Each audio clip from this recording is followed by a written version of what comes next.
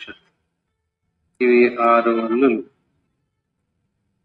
ఈ 6 అధ్యాయుల్లో ఆత్మ సంబంధమైనటువంటి బ్రహ్మ విద్యను గూర్చి జరుగుతుంది సంభాషణ.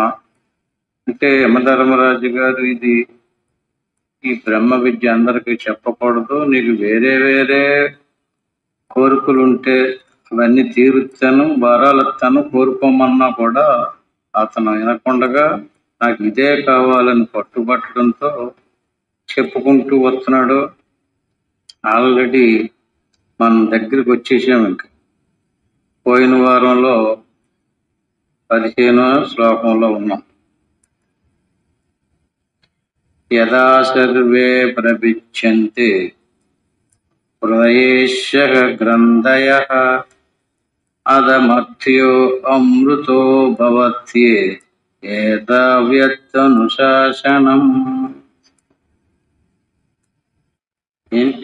ఈ శ్లోకం యొక్క అర్థం ఏంటంటే, యదా సర్వే ప్రవిచ్యంతే హృదయస్యేహ గ్రంథయః. అంటే ఈ జ్ఞానం తెలుసుకున్నటువంటి వాడికి హృదయ గ్రంథులన్నీ నశించి ఆత్మజ్ఞానం కలుగుతుంది, ఆత్మ సాక్షాత్కారం కలిగినటువంటి వాడికి అని చెప్పేసి ఈ శ్లోకం యొక్క. దానికి ముందు కొద్దిగా వెళ్ళి 1-2 శ్లోకాలు కొద్దిగా చూసుకుని వద్దాం. ఈ 10వ శ్లోకం ఒకసారి చూద్దాం. యదా పంచావతిష్టంతే జ్ఞానాని మనసా సహ బుద్ధిచ్చ న విశేషతి తమాహు పరమాంగతిం. ఇక్కడ 2 విధాలుగా మనకు చెప్పడం జరుగుతుంది. ఈ స్థూల శరీరము, సూక్ష్మ శరీరము, కారణ శరీరము, మహాకారణ శరీరము, ఇదంతా అనాత్మ. అంటే స్థూల సూక్ష్మ కారణ శరీరాల వరకు ఒక వర్గం, మహాకారణం ఇంకొక వర్గం, ఆత్మ ఇంకొక వర్గం. ఇలా యథా పంచావతిష్టంతే అంటే 5 స్థితులు, 5 అవస్థలు. ప్రతి జీవుడికి కూడా, జ్ఞానికి అజ్ఞానికి కూడా 5 అవస్థలు ఉంటాయి. యథా పంచావతిష్టంతే జ్ఞానాని మనసా సహా బుద్ధిచ్చిన విశేషతి తమాహు పరమాంగ. ఏటా ఆ అవస్థలు ఏంటో చూద్దాం. అందరికీ తెలిసినటువంటి జాగ్రత్త అవస్థ, స్వప్నావస్థ, సుషుప్తావస్థ, మూర్ఛావస్థ, మరణావస్థ. యథా పంచావతిష్టంతే అంటే 5 అవస్థలు. అదే ఈ జ్ఞానం కలిగినటువంటి వాడికి మరణం, సుషుప్తి వరకు మామూలే.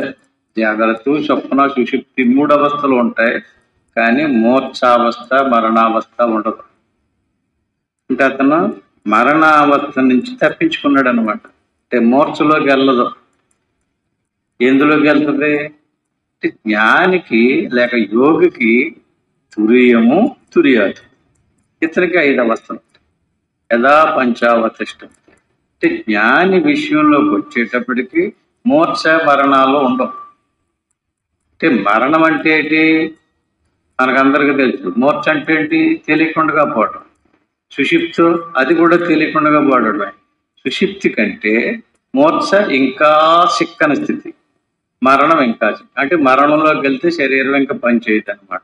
ఈ రకంగా యథా పంచావతిష్టంతే జ్ఞానాన్ని మనసా సహా. ఇవన్నీ ఎవరు చూస్తున్నారు? ఎవరికి తెలుస్తుంది? ఆత్మకి తెలుస్తుంది. ఆత్మస్థితి ఏది? ఆత్మకి సంబంధించినటువంటి అవస్థ ఒకటి ఉంది. ఆ అవస్థ పేరేటండి? ఆత్మకు సంబంధించింది తురీయాతీతం. మరి 4వ స్థితి ఉంది కదా, 4వ అవస్థ, అది ఎవరికి సంబంధించింది? జీవుడికి సంబంధించింది. దాన్నే తురీయ స్థితి అంటారు. అంటే అక్కడ తురియంలోకి వెళ్ళినటువంటి వాడికి శ్వాస ఉండదు, మనసు ఉండదు. అదే చిట్ట చివరి అవస్థ కాదు, కానీ అది గొప్పదే. అదే సుషుప్తిలోనూ శ్వాస ఉంటుంది, మనసు ఉండదు. స్వప్నంలోనూ శ్వాస, మనసు ఉండదు. మెలకువలోనూ శ్వాస, మనసుతో పాటు ఇంద్రియాలన్నీ ఉంటాయి. అంటే లోపల ఉన్నటువంటి వాడు బయట ఉన్నటువంటి విషయాలు ఎలా తెలుసుకుంటున్నాడు? జ్ఞానాన్ని మనసా సహా బుద్ధింతి నా విశేషతతి. ఎలా తెలుసుకుంటున్నాడో బయటకు వచ్చి ఒక్కొక్క ఇంద్రియం ద్వారా ఒక్కొక్క విషయాన్ని తెలుసుకుంటున్నాడు. జ్ఞాన శ్రోత్రేంద్రియం ద్వారా శబ్దాన్ని, పగింద్రియం ద్వారా శీతోష్ణాలని, చక్షురింద్రియం ద్వారా రూపాలని, జిహ్వేంద్రియాల ద్వారా ఋషులని, ఘ్రాణేంద్రియాల ద్వారా వాసనల్ని. ఎవరు తెలుసుకుంటున్నారు? దేని ద్వారా? జ్ఞానాది. జ్ఞానం ద్వారా తెలుసుకుంటున్నాడు. ఇవన్నీ ఈ ఐదే: జాగ్రత్త, స్వప్న, సుషుప్తి, తురియం, తురియాతీతం. అవి ఎలాగో బయటకు వస్తే ఇవన్నీ ఈ ఐదే: శబ్ద, స్పర్శ, రూప, రస, గంధాలు. లోపలికి వెళ్తే జాగ్రత్తని వదిలాం, స్వప్నంలోకి వెళ్ళాలి. స్వప్నాన్ని వదిలాం, సుషుప్తికి వెళ్ళాలి. సుషుప్తిని కూడా వదిలాం, తురియంలోకి వెళ్ళాలి. తురియం దాకానే మనం చేసేటటువంటి ప్రయత్నము. తురియాన్ని వదిలేస్తే తురియాతీతంలోకి ఆటోమేటిక్గా మనం ప్రయత్నం చేయక్కర్లేదు. తురియం అంటే ఏంటండి? శుద్ధమైనటువంటి ఎరుక. అంటే అక్కడ ఎరుక ఉంటుంది, శ్వాస మనసు ఉండవు. తురియంలో శ్వాస ఉండదు, మనసు ఉండదు, కానీ ఏముంటుంది? ఎరుక ఉంటుంది, జీవత్వం ఉంటుంది. ఇంకా అది కూడా పోతే తురియాతీతం. అక్కడ జీవుడు ఉండడు, కేవలం ఆత్మస్వరూపం అంటారు. పంచావతిష్టంతే. ఈ రకంగా జ్ఞానికి జరిగేటటువంటి అవస్థలు ఇది కాదు ఇది కాదు అనుకుంటూ ఈ లోపల ఉన్నటువంటి ఆత్మ ఇవన్నీ గమనించాలి, జ్ఞానం ద్వారా తెలుసుకోవాలి. అంటే ఫైనల్ ఏంటి? ఇంద్రియం వేరు, ఇంద్రియానికి సంబంధించినటువంటి విషయం వేరు, విషయాన్ని తెలుసుకునే జ్ఞానం వేరు. శరీరం కంటే ప్రాణం గొప్పది, ప్రాణం కంటే మనసు గొప్పది, మనసు కంటే మనసులో తెలివి ఉంది, జ్ఞానం ఉంది, జ్ఞానం గొప్పది. అంచేత లోపలికి వెళ్ళి కోల్ది ఏమవుతుంది? బయటకు వచ్చి కొలిది అన్ని ఒకటి తగులుకుంటున్నాయి. జ్ఞానం వచ్చింది అంటే తెలివి వచ్చింది, తెలివికి ఏమొచ్చింది? మనసు వచ్చింది. మనసు వస్తే ఒకసారి మనం బాగా గాఢంగా నిద్రపోయినప్పుడు తెలివి వచ్చింది, మనసు రాలేదు. తెలివి వచ్చినప్పుడు మనం ఆ సమయం ఏ సమయమో ఎక్కడున్నామో తెలీదు. ఎందుకు తెలియలేదు? తెలివి ఉంది, మెలకు వచ్చింది. తెలియబడటం లేదంటే ఏం తెలియలేదు? మనసు లేదు. అంటే మనసు రావాలి, మనసు వచ్చింది. మనసు వచ్చిన తర్వాత ఇంద్రియాలు వస్తాయి. అంటే ఇంద్రియాల కంటే మనసు గొప్పది, మనసు కంటే తెలివి గొప్పది. అంచేత నన్ను దృశే తిష్టతి రూపమస్య నా చక్షుష పశ్యతి కచ్చంతైనం వృధా మనీష మనసా వికృప్తో ఏతత్ విదురమృతాస్తే భవంతి. అంటే ఇలా బయటకు వస్తే ఒక స్థితి, లోపలికి వెళ్తే ఇంకొక స్థితి. బయటకు వచ్చినటువంటి స్థితి ఏమిటి? ఇలా బయటకు వచ్చినటువంటిది కూడా శబ్ద, స్పర్శ, రూప, రస, గ్రంథాది విషయాదుల్ని, పంచ విషయాదుల్ని పంచేంద్రియాల ద్వారా తెలుసుకుంటున్నాం. ఇది బాహ్య స్థితి. ఇప్పుడు మనం బాహ్యం వైపుకి తిరుగుతున్నాం, బాహ్యంలో ఉన్నటువంటి ప్రతి విషయాన్ని తెలుసుకుంటున్నాం. అలా మరణించేదాకా అదే పనిలో ఉన్నాం. ఆ తర్వాత మరణం వచ్చింది. మరణం వచ్చిన తర్వాత మోర్చ వస్తుంది ముందు, ఆ తర్వాత మరణం వస్తుంది. మరణించినటువంటి జీవికి ఈ లోపల ఉన్నటువంటి తెలుసుకునేటటువంటి సూక్ష్మ శరీరం నశించదు, స్థూల శరీరమే పోతుంది. స్థూల శరీరం 25 తత్వాలతో కూడుకున్నటువంటిది. జ్ఞానేంద్రియ, కర్మేంద్రియ, అంతరేంద్రియ, పంచ ప్రాణాలతో కూడుకున్నటువంటిది సూక్ష్మ శరీరం. అంటే 19 తత్వాలు. పంచభూతాలతో తయారైనటువంటి పంచభూతాత్మకమైనటువంటిది స్థూల శరీరం. స్థూల శరీరం మరణించింది, సూక్ష్మ శరీరం మరణించలేదు. సూక్ష్మ శరీరం మరణించే జన్మ రాదు, సూక్ష్మ శరీరం ఉండిపోతుంది. సూక్ష్మ శరీరం అంటే ఏంటండి? నేను, నాది అంటే బహిర్ముఖంగా నన్ను దృశే తిష్టతి రూపమస్య నా చక్షుష పశ్యతి కచ్చంతైనం వృధా మనీష మనసా వికృప్తో ఏతద్ విదురమృతాస్తే భవంతి. అంటే బయటికి వస్తే నన్ను దృశే తిష్టతి రూపమశ. ఏం చూస్తున్నాం మనం? చూడాలంటే ఎలా రావాలి? దృశ్యాన్ని చూడాలి, ఋషిని చూడాలి, శబ్దాన్ని చూడాలి, లేకపోతే గ్రంథాన్ని చూడాలి. అంటే ఏ ఇంద్రియానికి ఏది విషయమో ఆ విషయాలు తెలుసుకోవటానికి ఇంద్రియాదుల ద్వారా ఎలా రావాల్సి వస్తుంది? మన తెలివి, మన జ్ఞానం ఇంద్రియాల ద్వారా వచ్చి ఇంద్రియాలకు సంబంధించినటువంటి విషయాలు తెలుసుకుంటున్నాం. నా చక్షుష పశ్యతి కచ్చింతైనం. ఇప్పుడు లోపల ఉన్నటువంటి దాన్ని తెలుసుకోవాలంటేను యువతలకు రాకూడదు కదా. యువతలకు వచ్చి ఏం తెలుస్తుంది? బయటకు వస్తే బాహ్య సంబంధమైనటువంటి విషయాలు తెలుస్తాయి. అంటే కడకంట కూడా బాహ్య సంబంధమైన విషయాలను తెలుసుకుంటూనే జీవితం గడిపేశాడు. ఆ తర్వాత మరణించాడు. స్థూల శరీరం పోయింది, సూక్ష్మ శరీరం ఉండిపోయింది. అంచేత మళ్ళీ ఇంకో జన్మ వస్తుంది, మోక్షం రాదు. ఏం పోవాలి? సూక్ష్మ శరీరం నశించాలి. అంటే లోపలికి తిరిగేమనుకోండి, యదా పంచావతిష్టంతే జ్ఞానాన్ని మనసా సహా. అంటే జ్ఞానేంద్రియాదుల్ని, కర్మేంద్రియాదులను వదిలే, జ్ఞానేంద్రియాలను వదిలే, మనసును వదిలే, బుద్ధిని కూడా బుద్ధిచ్చ నా విశేషతి తమాహు పరమాంగ. అంటే లోపలికి వెళ్ళి కూలి ఒక్కొక్క దాన్ని జ్ఞానేంద్రియ, కర్మేంద్రియ, అంతరేంద్రియాదులను వదులుకుంటూ అన్నీ లయమైపోయిన తర్వాత కరిగిపోవటం. అంటే ఐసి పట్టుకుంటూ ఎలా కరిగిపోద్దో అలా శ్వాసను పట్టుకుని అలా గమనింతూ ఉన్నామనుకోండి, సూక్ష్మం అయిపోతుంటది సూక్ష్మ శరీరం. బయటకు వచ్చి కొద్ది స్థూలం అవుతుంది. ఎందుకంటే బయటకు వచ్చి కొద్ది ప్రపంచం తెలుస్తుంది, శరీరం తెలుస్తుంది, శరీరానికి సంబంధించినటువంటి భార్యా బిడ్డలు తెలుస్తున్నారు, ప్రపంచం అంతా అందులో నాది నాది కాదు అనేటువంటి విషయాలన్నీ తెలుస్తుంది. అదే లోపలికి వెళ్తే ఏమవుతుంది? సూక్ష్మం అవుతుంది. బయటకు వస్తే స్థూలం అవుతుంది. స్థూల భావంతో చనిపోతే జన్మ పడుతుంది.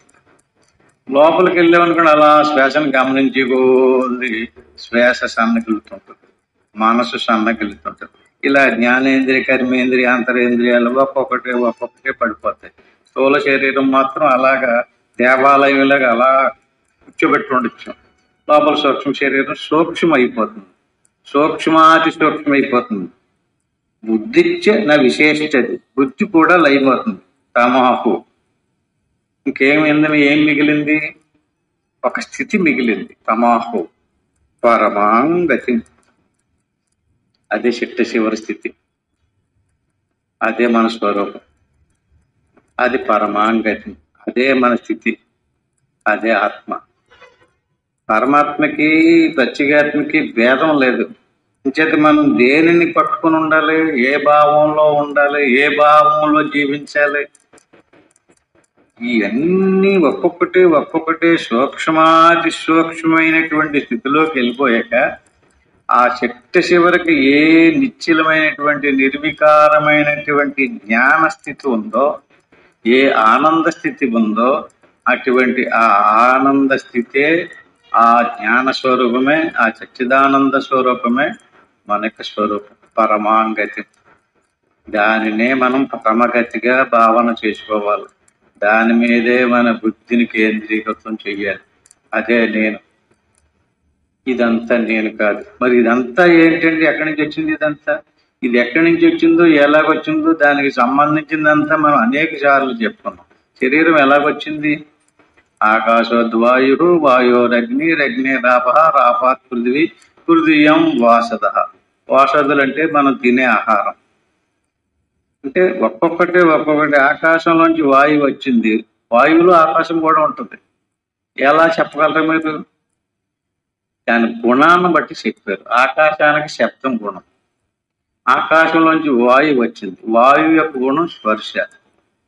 అటువంటి వాయువుకి స్పర్శ గుణము ఉంది, శబ్ద గుణం కూడా ఉంది. గాలి వేసినప్పుడు శబ్దం వస్తుంది, గాలి తగులుతుంటే హాయిగా చల్లగా స్పర్శ తగులుతుంది. అంటే రెండు గుణాలు ఉన్నాయి. వాయువు నుంచి అగ్ని పుట్టింది. అగ్నికి శబ్ద గుణము, స్పర్శ గుణము, రూపగుణం. దాని సహజ గుణం రూపం. అగ్ని నుంచి జలం పుట్టింది. జలం గుణం రసం. కానీ ఇందులో వరుసగా రావడం వల్ల ఆకాశ గుణము, వాయుగుణము, అగ్ని గుణము, జలగుణము అంటే రసం కూడా దాంట్లో ఉంది. ఆ రసం జలం నుంచి భూమి గుణం గంధం, ఈ 5 గుణాలు ఉంటాయి. దాంట్లో నుంచి భూమి నుంచి వచ్చినటువంటి ఇత్తనంలో కూడా ఈ 5 గుణాలు ఉంటాయి. అంటే ఇత్తనం అంటే గింజ అంటే అన్నం. అన్నము నుంచి తయారైనటువంటి సుక్కల శోణితాలలో కూడా ఈ 5 గుణాలు ఉంటాయి. సుక్కల శోణితాలతో తయారైనటువంటి మన శరీరంలో ఈ 5 గుణాలు ఉంటాయి. మన శరీరం పంచభౌతిక దేశం అంటున్నారు కదండి. అంటే ఎన్ని గుణాలు ఉన్నాయి దీనికి? 5 గుణాలు ఉన్నాయి. మరణించినప్పుడు ఈ 5 గుణాలతో పంచభూతాలతో తయారైనటువంటి ఉపాధి పోతుంది.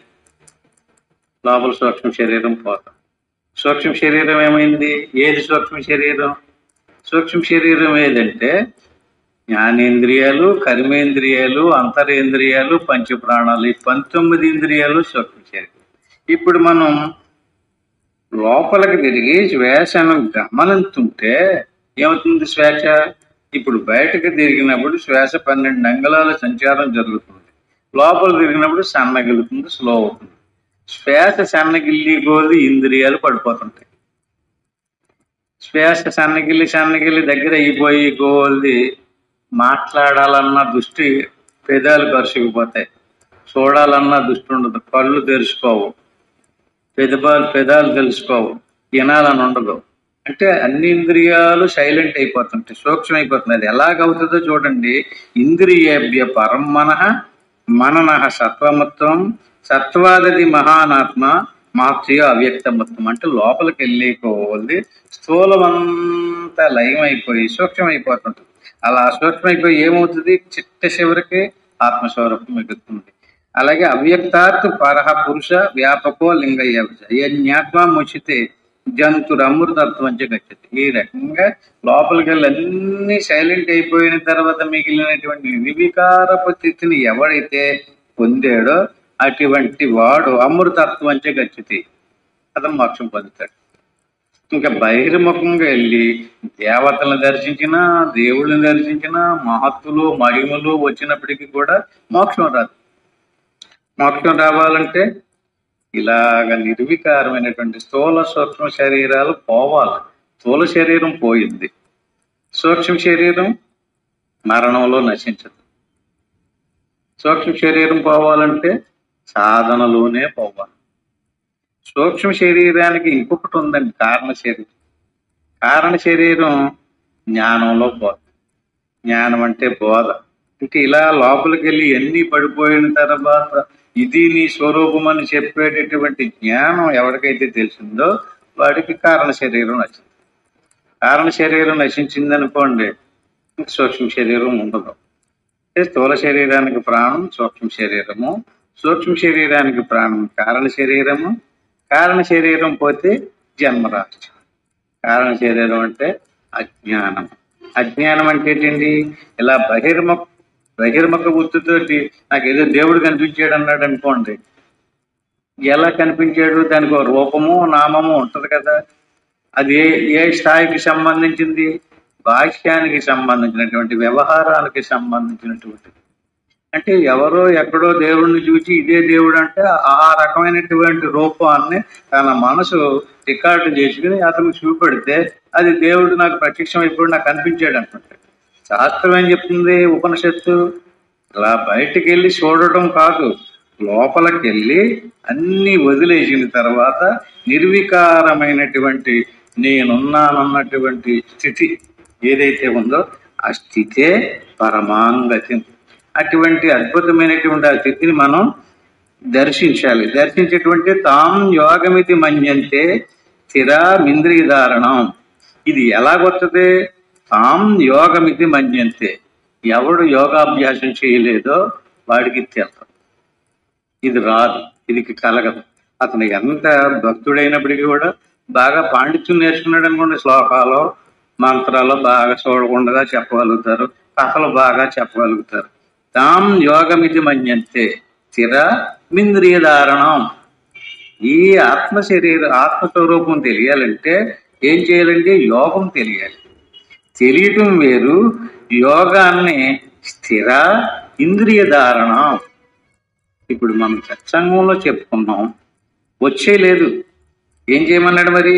స్థిరంగా ఇంద్రియ ధారణ అంటే ఇంద్రియాదులని ధారణ అంటే ఏంటండి? అటు ఇటు పోకుండగా లోపలికి తిప్పి స్థిరంగా వచ్చాలి. ఏదో అనుకోవటం కాదు, మంత్రాలు చదవటం కాదు, ఏదో రూపాన్ని చూడటము కాదు. అలా స్థిర ఇంద్రియ ధారణ, ఇంద్రియాదుల్ని నిలబెట్టాలి. దేని మీద నిలబెట్టాలి? ఇంద్రియాలకు సంబంధించిన విషయాలు ఇంద్రియాలకు తీసుకొచ్చేస్తాను అనుకోండి, ఇతను అంగీకరించకూడదు, అది విషయం కదా, అది కాదు అని అప్రమత్త సదాభవతి. అప్రమత్తంగా ఉండాలి. అప్రమత్తం అంటే ఏంటండి?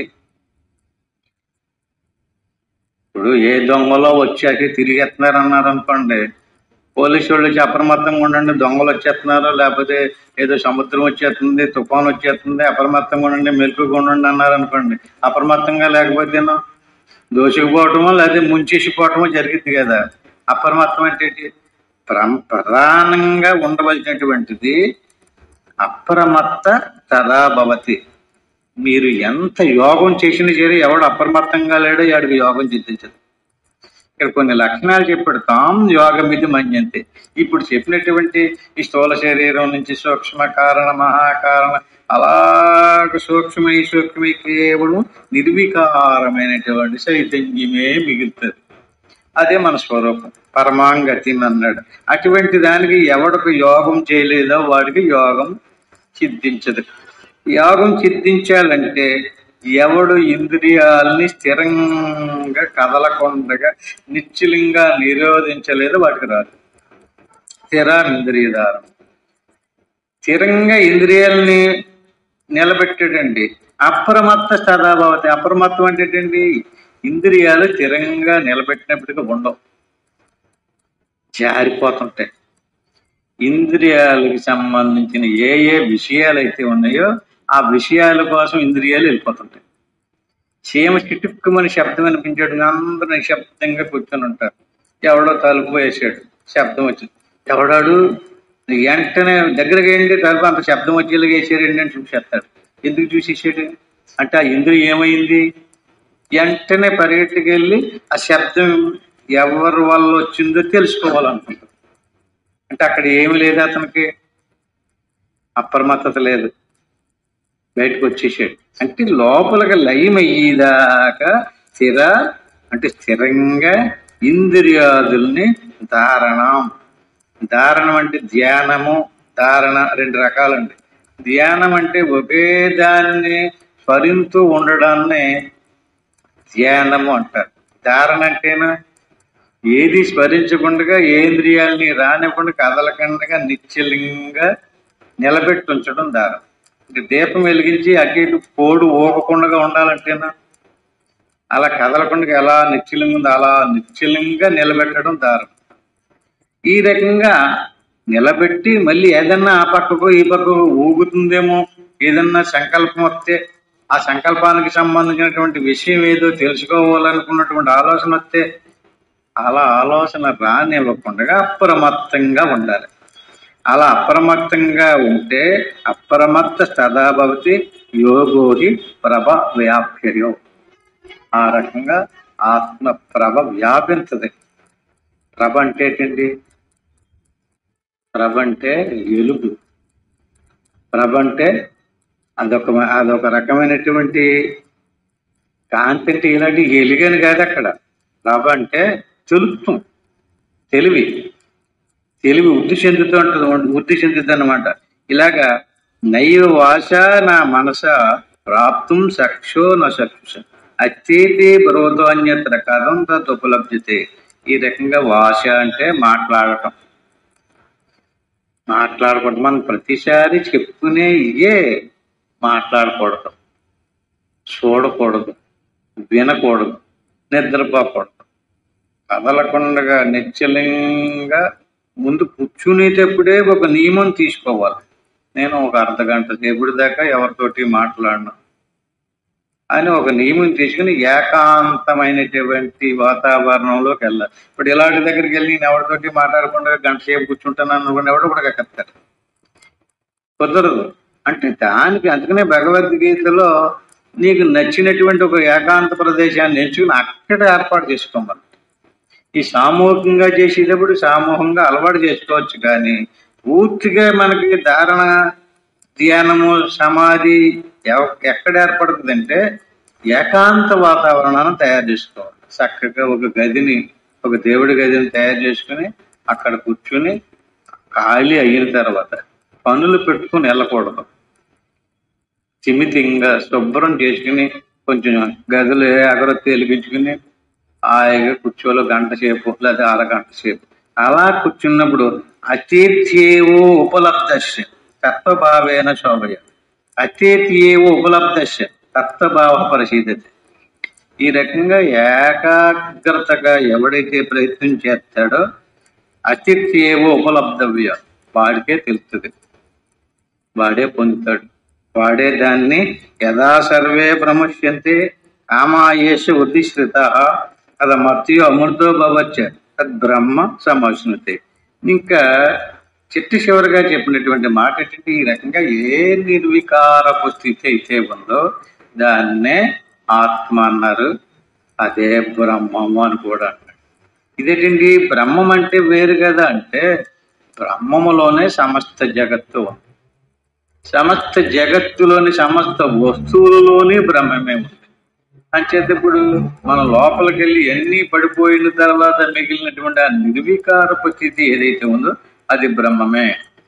యథా సర్వే బ్రహ్మజ్యంతే హృదయేశ గ్రంథయ. ఈ జ్ఞానం, ఈ సాక్షాత్కారం, ఈ అనుభవం, ఈ స్థితి ఎవరికైతే కలిగిందో అటువంటి వాడికి అజ్ఞాన గ్రంథులన్నీ నశిస్తాయి. అంటే సందేహాలన్నీ ఎగిరిపోతాయి అన్నమాట. అంటే అప్పుడు దాకా మరి మన పురాణాలలో బోళ్ళు కథలు ఉన్నాయి. ఈయన దేవుడు చాలా గొప్పవాడు, ఈయనకంటే ఆ దేవుడు ఇంకా గొప్పవాడు. చదువుతున్నాం అనుకోండి, ఒకరిని మించిన దేవుడు, ఒకరికి మించిన శక్తివంతుడు కూడా మనకు కనపడుతుంటారు. సందేహాలు పోవు అక్కడ. అసలు ఇందులో ఎవరు గొప్ప దేవుడు? ఇప్పటికీ కూడా ఆ పరంగా వెళితే దెబ్బలాడుకుంటానే ఉన్నారు. ఒక మతాన్ని నుంచి ఇంకొక మతం వాళ్ళు కొట్టేసుకుని చంపేసుకున్న వాళ్ళు కూడా ఉన్నారు. అందుకని వాళ్ళ దేవుడే గొప్పవాడు. ఇప్పుడు కూడా అదే జరుగుతుంది కదా. ఎవరి మట్టికాళ్ళకే ఎక్కడ సరి అవుతుంది, ఎక్కడ సమానత్వం ఏర్పడుతుంది, ఎక్కడ ఏర్పడుతుంది? ఇలా బహిర్ముఖంగా ఏర్పడుతుంది. లోపలికి వెళ్ళాలి. అది మత్యో అమృతో అంటే శ్వాస పోయింది, మనసు పోయింది, ఏమైందండి? అది మత్యుడు అంటే ఏంటి? భూమి మీద పుట్టినటువంటి జీవి. ఇక్కడ పుట్టినటువంటి వాడికే ఈ అవకాశం ఉంది. అది మత్యో అమృతో భవత్ ఏతావత్ అనుశాసనం. వేదం ఏం చెప్పిందంటే మానవ జన్మ ఎత్తినటువంటి వాడికే ఈ అవకాశం ఉందట. ఎందుకంటే శాస్త్రం ఇక్కడే పెట్టారు. శాస్త్రం ఇక్కడే రకరకాల దేవుళ్ళని కూడా కల్పన చేసి పెట్టారు. రకరకాల ఆచారాలు, రకరకాల సిద్ధాంతాలు, రకరకాల స్వభావాలు. ఏది కరెక్ట్, ఏది నిజమో అంటే వారి వారి స్వభావాన్ని అనుసరించి ఎవరికి నచ్చింది వాడి కోసం అలా ప్రవేశపెట్టారు. కానీ మోక్షం పొందాలంటే ఇలాగ వెళ్ళవలసిందే. ఈ జ్ఞానం ఇక్కడికి వచ్చి ఈ మానవ జన్మ ఎత్తినటువంటి వాడికి మాత్రమే ఈ స్థితి కలుగుతుంది. మిగతా ఏ జన్మలోనూ కూడా ఈ అవకాశం లేదు. యథా సర్వే ప్రభిజ్యంతే హృదయేశ గ్రంథయ. అంటే మనిషిగా పుట్టినటువంటి అది మత్యుడు అంటే భూమి మీద పుట్టినటువంటి వాడు. అమృతుడు అంటే మరణం లేనటువంటి వాడు.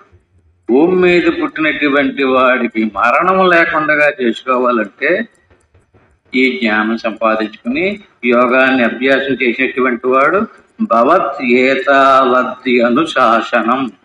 శాసనం అంటే ఏంటండి? జడ్జిమెంట్, వేదానుశాసనం. శాసించింది. భూమి మీదకి మానవ జన్మకు వచ్చినటువంటి వాడికి ఈ జ్ఞానం అర్హత ఉంది. అటువంటి వాడికి నీకు అర్హత లేదు, నువ్వు శూద్రుడు లది లిది అన్నారనుకోండి, అంటే కొంచెం కొంచెం అతనికి భక్తి భావన కలిగించి కొంచెం పుణ్యకర్మలు చేయించి దీంట్లో నిలబడగలిగేలా చేయటం కోసం ప్రవేశపెట్టారు. అంతేగాని మొత్తం అసలు మనిషి జన్మకు వచ్చినటువంటి వాడికి అర్హతే లేదు అనలేదు. మనిషి జన్మకు వచ్చినటువంటి ప్రతి ఒక్కరికి కూడా ఈ అర్హత ఉంది. మృతుడు అమృతుడు అవుతాడు. మృతుడు అంటే సావు, అమృతుడు అంటే సావులేంటి. అంచేత శతం చైక హృదయస్య నాడ్య తాసాం మూర్త నభినిహితైక అయోధ్యమాయన్న అమృతత్వమేది విశ్వంగన్యావత్క్రమణే భవంతి.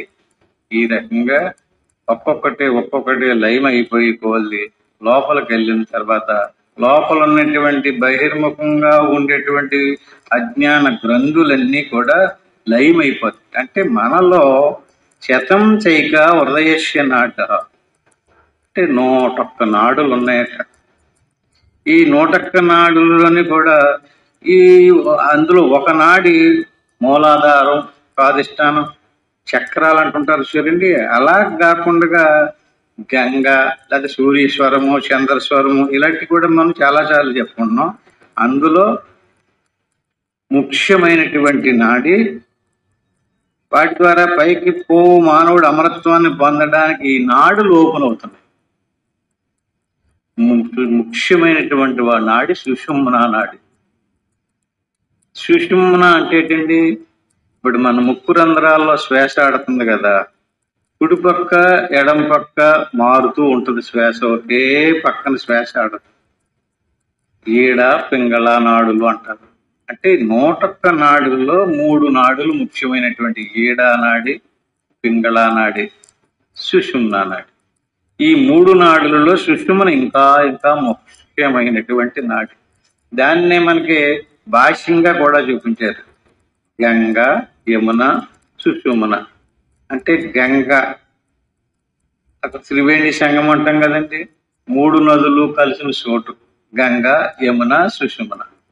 గంగ, యమున, సరస్వతి. ఈడ, పింగళ, సుషుమ్న.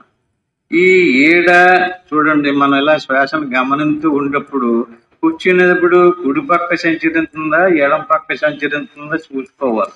ఇలా టచ్ చేసి చూస్తే తెలుస్తుంది. 2 రంధ్రాల్లో నుంచి సమానంగా శ్వాస ఆడదు, ఏదో పక్క నుంచి శ్వాస వెళ్తా వస్తుంటుంది. ఇలా చూడగా ఏమవుతుందంటే సుషుమ్న నాడు ఓపెన్ అవుతుంది.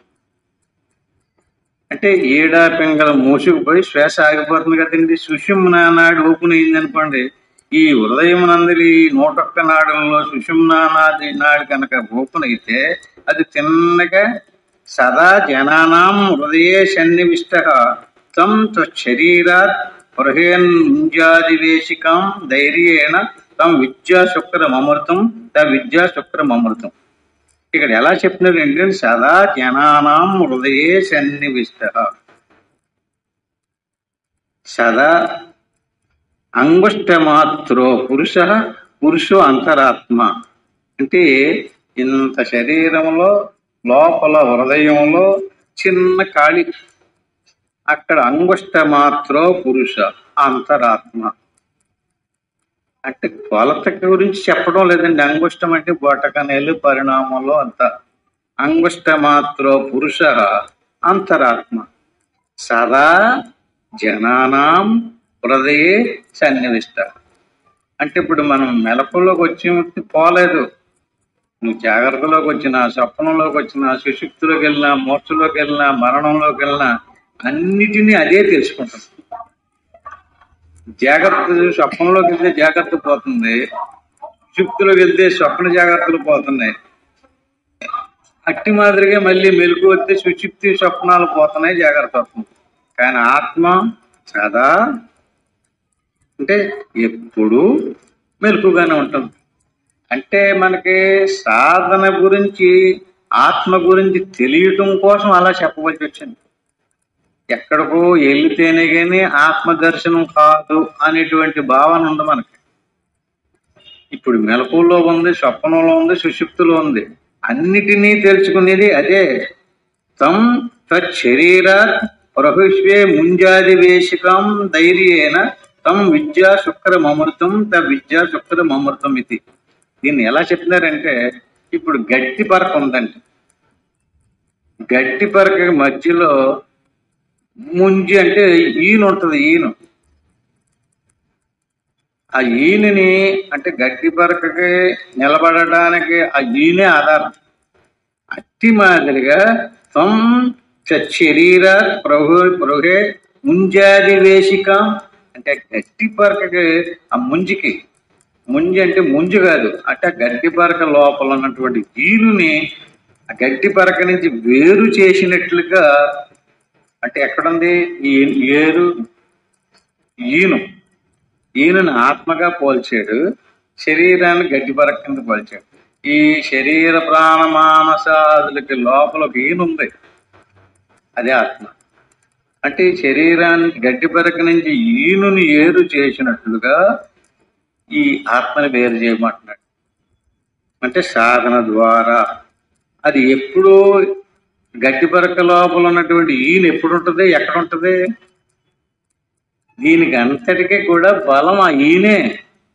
గడ్డి పరక నుంచి ఆ ఈనుని సెపరేట్ చేసినట్లుగా తం విద్య శుక్రమమృతం. అంటే నువ్వు విద్య అంటే తెలివి, విద్యాంశ అవిద్యాంశ అంటే విద్య అంటే తెలుసుకోవడం. తెలుసుకోవాలంటే జ్ఞానం.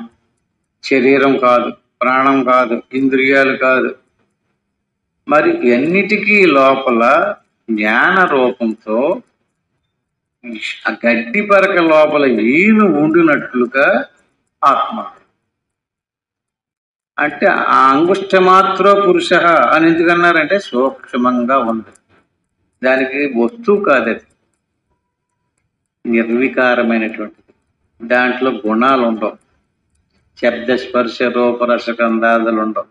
అది నిర్వికారమైనటువంటి ఆనందం, సత్యం, జ్ఞానం. చేత త్వం శరీర పరహుంజాదివేశకం తం ధైర్యన. అంటే శరీరంలో నుంచి దాన్ని సెపరేట్ చేయాలి, దాన్ని గుర్తించాలి తెలివితో, జ్ఞానంతో. లోపల ఉన్నటువంటి ఆ తెలివిని, ఆ జ్ఞానాన్ని గుర్తించాలి. ఎలాగుంది? గడ్డి పరక లోపల ఈయన ఉన్నట్లుగా ఆ ఎరుపు ఉంది, ఆ జ్ఞానం ఉంది. తం విద్య శుక్రమమృతం, అదే విద్య, అదే జ్ఞానం. తం విద్య శుక్రమమృతం మితి. మృత్యు ప్రోక్త నచికేతో తదలబ్ధ్య విద్యామేతం యోగ విధించ కృష్ణం బ్రహ్మ ప్రాప్తో విరజో భూతో విమృత్యు అన్యోష్ప్యేవం యో విద్యాత్మమేవ. ఈ రకంగా యమధర్మరాజు గారు నచికేతుడికి బోధించినటువంటి మృత్యు ప్రోక్త నచికేతో లబ్ధ్వ, నచికేతుడికి లభించినటువంటి మృత్యువు దగ్గర నుంచి లభించినటువంటి బ్రహ్మ విద్య, విద్యామేతం యోగ విధించే కృష్ణం. ఇది యోగాభ్యాసం చేసినటువంటి వాడికి మాత్రమే ఇది లభించదు, తప్ప ఇంకెవడికి లభించదు. ఆ యోగం చెయ్యాలంటే గురువు చెప్పాలి, గురువు చెప్పినటువంటి వాడికి ఈ రహస్యం తెలుస్తుంది. అంచేత గురువు ఎవరిక్కడ? యమధర్మరాజు గారు, శిష్యుడు నచికేతుడు. అంచేత గురువుగా యమధర్మరాజు గారు నచికేతుడికి బ్రహ్మ ప్రాప్తో విరజో భూతో విమృత్యు, మృత్యురహితమైనటువంటి బ్రహ్మ విద్యని, బ్రహ్మ జ్ఞానాన్ని ఇతనికి బోధించాడు. అతని ద్వారా శాస్త్రం అయ్యింది. అంచేత ఈ రకంగా మనకి ఆ నచికేతుడికి బోధించినటువంటి బోధ మనకు లభించింది. అందుకని ఇప్పుడు ఏం చేయాలి? మనకి చక్కగా అనాత్మ నుంచి ఆత్మని గడ్డి పరక నుంచి ఈనుని వేరు చేసినట్టు, కొబ్బరాకు నుంచి చీపులు తీస్తున్నారు కదా ఈనుని ఏరు చేసినట్టుగా. ఆకులు తీసేస్తే మెత్తగా ఏలబడిపోతుంటాయి, అవి పనికిరావు. అవి పొయ్యిలో పెట్టుకోవడం తప్ప, మంట పెట్టడానికి తప్ప పనికిరాదు. ఈయనే కావాలి మనకి. అట్టి మాదిరిగా దీంట్లోనే ఒక ఈనుందట. ఈను కాదు, అది ఆత్మ, చైతన్యం, జ్ఞానం. జ్ఞానమే ఈను. జ్ఞానాన్ని సెపరేట్ చేయమంటున్నాడు. అది బలం. ఈ శరీర ప్రాణమానచాదులకు అన్నిటికి అది తెలివి. అది లేకపోతే ఇది జడం, ఇది ఎందుకు పనికిరాదు. అంచేత బ్రహ్మ ప్రాప్తో, అటువంటి ఆత్మస్వరూపమైనటువంటి ఆ బ్రహ్మ మనం ప్రాప్తింపజేసుకుని విరజో అభూతో యమృత్యు అన్యోప్యేవం యో విధాత్మేవా, ఈ రకంగా జనన మరణాల నుంచి తప్పించుకుని మోక్షం పొందడానికి సంబంధించినటువంటి బ్రహ్మ విద్య, యోగ విద్య, ఈ జ్ఞాన శాస్త్రాన్ని తెలుసుకుని ఎవడైతే ఉపయోగించుకుని ధన్యుడయ్యాడో అటువంటి వాడు ఆ చెప్పినటువంటి విధానం ప్రకారంగా ఎవడు అభ్యాసం చేశాడో అటువంటి వాడికి సమస్త కర్మలు నశించి మోక్షం పొందుతాడు. ఇది చివరి శ్లోకం. చేత ఇలా యముడి వద్ద జ్ఞానము యోగ విధిని అంతటినీ సమగ్రంగా ఉపదేశం పొందినటువంటి నచికేతుడి నుంచి మనకి ఈ జ్ఞానం అందింది. దీనికి నచికేతాగ్ని అని పేరు. అగ్ని అంటే వస్తువుని ఎలా దగ్ధం చేస్తుందో అట్టి మాదిరిగా ఈ జ్ఞానం సమస్త కర్మల్ని దగ్ధం చేస్తుంది. బాహ్య సంబంధమైన వస్తువులను దగలపెట్టాలంటే అగ్ని కావాలి. కర్మలను దగలపెట్టడానికో కర్మను దగ్ధం చేయటానికి ఏ వస్తువు సరిపోతుందండి? జ్ఞానాగ్ని దగ్ధ కర్మాణం. కర్మ దగ్ధమైపోతే మన జన్మకు రావడానికి కారణం ఏమిటండి? కర్మ. ఎవరు చేసిన కర్మ? మనం చేసిన కర్మే. మనం చేసిన కర్మే మనల్ని ఎందుకు బంధించదు? మనం చేసిన కర్మ మనల్ని బంధించకూడదు కదా. అంటే కర్మణ్యేవాధికారస్తే మా ఫలేషు కదాచిన. కర్మ ఈయన గారు చేస్తే ఇంకొక ఆయన గారు ఉన్నారండి, ఆయనకి కర్మకి ఫలాన్ని ఇస్తున్నాడు. ఈయన తప్పించుకున్నా కూడా తప్పించుకోనివ్వకుండా ఆయన కర్మఫలాన్ని అనుభవించేస్తాడు. ఎందుకని? ఆయన సర్వజ్ఞుడు, సర్వశక్తిమంతుడు. ఈయన కించిజ్ఞుడు, కర్మబద్ధుడు. కర్మ చేశాడు, కర్మఫలానికి తప్పించుకోలేడు, కర్మకి బందీ అయి ఉన్నాడు. ఆ కర్మఫలాన్ని అనుభవింపజేసేవాడు ఎవడైనా ఈశ్వరుడు. అంచేత ఇప్పుడు మనం ఏది పోగొట్టుకోవాలి? కర్మలు చేసాం, కర్మలు చేస్తే కర్మలే పుణ్యకర్మ చేసాం, పుణ్యం ఏర్పడుతుంటది. ఆ పుణ్యకర్మను అనుభవింపజేయడానికి మళ్ళీ జన్మకి తీసుకొచ్చి పెడుతుంటాడు. అంటే పరంపరగా కర్మ శత్రువు కాదు. ఎలాగా? కర్మకి కర్మ శత్రువు కాదు. కర్మ చేస్తే దానికి ఫలితం ఏర్పడింది. ఎలాంటి కర్మ చేస్తే అలాంటి ఫలితం ఏర్పడిపోతుంది. అంటే ఆ కర్మ ఫలాన్ని అనిపించడానికి జన్మ. ఇప్పుడు ఇదేంటిది? కర్మని రద్దు చేసుకోవడం. ఎప్పుడైతే కర్మను రద్దు చేసుకున్నాడో అటువంటి ఎవడైనప్పటికీ కూడా ఎవడైతే జ్ఞానం తెలుసుకున్నాడో అటువంటి వాడికి జ్ఞానాగ్ని దగ్ధ కర్మాణం, సమస్త కర్మలు దగ్ధమైపోతాయి. కర్మలు దగ్ధమైపోయినటువంటి వాడికి జన్మ రాదు, మోక్షం పొందుతాడు.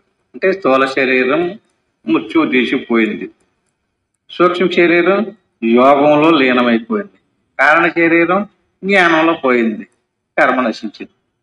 చూడండి, 3 మనకి కర్మకాండ, ఉపాసనాకాండ, జ్ఞానకాండ అని 3 కాండలు, కాండత్రయం అంటారు. మన శాస్త్రాలన్నీ కూడా 3 విభాగాలుగానే బోధించారు. కర్మకాండ, ఉపాసనాకాండ అంటే యోగం, స్థూల శరీరానికి, సూక్ష్మ శరీరానికి, కారణ శరీరానికి. సూక్ష్మ శరీరం యోగంలో లయం అవుతుంది, కారణ శరీరం జ్ఞానంలో లయం అవుతుంది, స్థూల శరీరము మరణంలో లయం అవుతుంది. స్థూల శరీరం మరణించే పోతుంది. ఎవరి శరీరం? ఎలాంటి వాడి శరీరం అయినా సరే స్థూల శరీరం మరణంలో నశించింది, సూక్ష్మ శరీరం ఉండిపోతుంది. యోగం చేసినటువంటి వాడికి సూక్ష్మ శరీరం నశించింది, కారణ శరీరం. యోగం చేసినటువంటి వాడు జ్ఞానం కూడా తెలుసుకోవాలి. కేవలం యోగం వల్ల జ్ఞానం రాదు. యోగం వల్ల మనసు నిశ్చలం అవుతుంటుంది, ఆనందం అవుతుంటుంది. అక్కడ మళ్ళీ విచారణ చెయ్యాలి. గురువు ద్వారా తత్వమసి మొదలైనటువంటి మహావాక్యాల యొక్క అర్థం తెలుసుకోవాలి. జీవుడికి ఈశ్వరుడికి భేదం ఎలాంటిదో, భేదం ఉందో, జీవుడేటో, ఈశ్వరుడు అంటే ఏటో, బ్రహ్మం అంటే ఏటో మొదలైనటువంటి మహావాక్యాల ద్వారా విచారణ చేసి కారణ శరీరాన్ని పోగొట్టుకోవాలి. అప్పుడు కర్మ నశించింది, మోక్షం పొందుతాడు.